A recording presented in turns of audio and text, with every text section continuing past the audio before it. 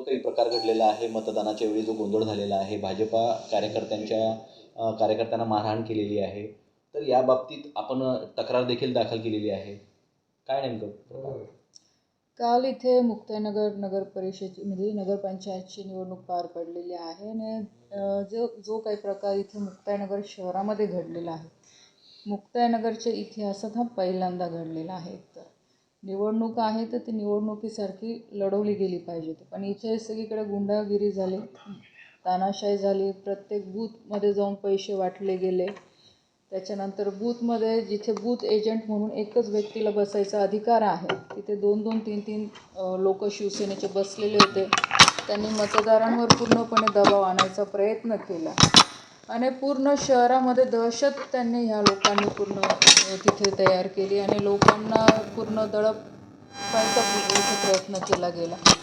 आणि मला असं वाटतं की अशा पद्धतीचं म्हणजे काय म्हणतात इलेक्शन मी याच्यापूर्वी कधी मुक्ताईनगरमध्ये बघितलं नाही आणि आज शहरामध्ये पण तीच चर्चा आहे की याच्या आधी असं कधीही प्रकार झाला नाही.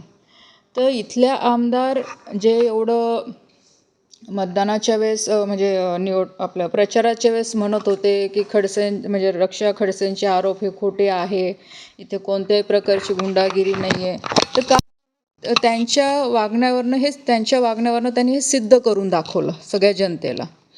कारण की जो काही प्रकार इथे घडला मुक्ताईनगरमध्ये, तुमच्या मीडियाच्याही लोकांनी तो कव्हर केला, त्याचे व्हिडिओज आहेत, सगळीकडे सोशल मीडियामध्ये फिरत आहे की दुपारी भर 4 वाजता 300-400 लोक मोटरसायकलवर 4 व्हीलरवर घेऊन पूर्ण शहरामध्ये रॅली काढताय, पक्षाच्या घोषणा देत आहे, स्वतः आमदार महोदय त्यांच्या पार्टीचं स्कार्फ टाकून मतदानाला जात आहे, तिथे लोकांना सांगताय, जेव्हा की अलाउड नाही आहे. ह्या सगळ्या तक्रारी आम्ही निवडणूक आयोगांकडे मी केलेल्या आहे. तर मला असं वाटतं की ज्या गोष्टीसाठी मी उभी होती आणि लोकांना मी अपील केलं होतं की मुक्ताईनगर शहरामध्ये तालुक्यामध्ये गुंडागिरी आज सेनेच्या लोकांची वाढलेली आहे आमदारांच्या माध्यमातून आणि ते काल ह्या माध्यमातून सिद्ध झालेलं आहे. या संदर्भात काही तुम्ही गृहमंत्र्यांकडे तक्रार करणार का? कारण गुंडगिरी वाढल्याचा आपण आरोप करताय. त्या ठिकाणी 2 वेळा आपल्याला मुक्ताईनगर पोलिसात जावं लागलेलं आहे, वारंवार तक्रार. नक्कीच मी कालच मुख्यमंत्री मोदयांशी या विषयावर चर्चा पण केलेली आहे आणि आता जसं कारण आता माझं पण अधिवेशन सुरू झालेलं आहे आणि मी साहेबांना जाऊन भेटणार आहे, या संदर्भातली सगळी माहिती देणार आहे, सगळे पुरावे देणार आहे.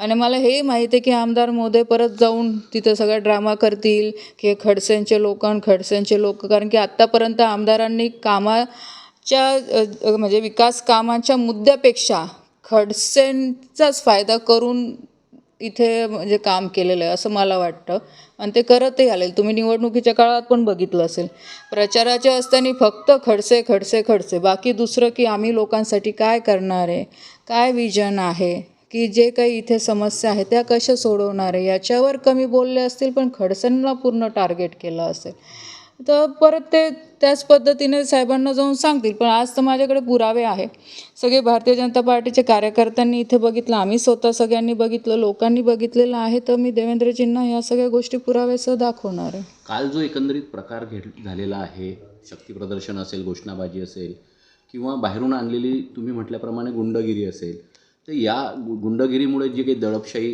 दाखवलेली गेलेली आहे त्यामुळे कुठेतरी मतदानावर परिणाम झाला असं वाटतं तुम्हाला? नक्कीच झाला असेल. आता मी आज सकाळी आढावा घेत होते की मुस्लिम प्रभागातल्या बऱ्याचशा महिला बाहेर पडल्या नाही, 17 नंबरच्या प्रभागाच्या महिला बऱ्याचशा बाहेर पडल्या नाही, कारण की यांच्या लोकांनी सगळे गेटवर तिथे थांबून ठेवलेलं होतं. नक्कीच मी ती 17 प्रभागामध्ये आधी गेली, पण मी पोलिसांना ह्याच सूचना द्यायला गेली होती की तुम्ही बूथ एजंटच्या शिवाय कोणत्याही लोकांना थांबू नका देऊ. आमचे लोक असतील, त्यांचे लोक, कोणत्याही पक्षाचे लोक असतील, त्यांना बूथच्या बाहेर टाका. 100 मीटरच्या आतमध्ये जो मतदार आहे त्याला सोडून किंवा उमेदवाराला सोडून कोणालाही आतमध्ये जायला तुम्ही परमिशन नका देऊ. आणि मला असं वाटतं याच्यात काही चुकीचं नाही आहे. ही गोष्ट त्यांना इतकी लागली की ते पूर्ण माफ घेऊन तिथे आले, फार घोषणा देऊ लागले, माझ्या गाडीजवळ आले, तिथे तमाशा केला त्यांनी. ह्या सगळ्या गोष्टी काल घडलेल्या आहे.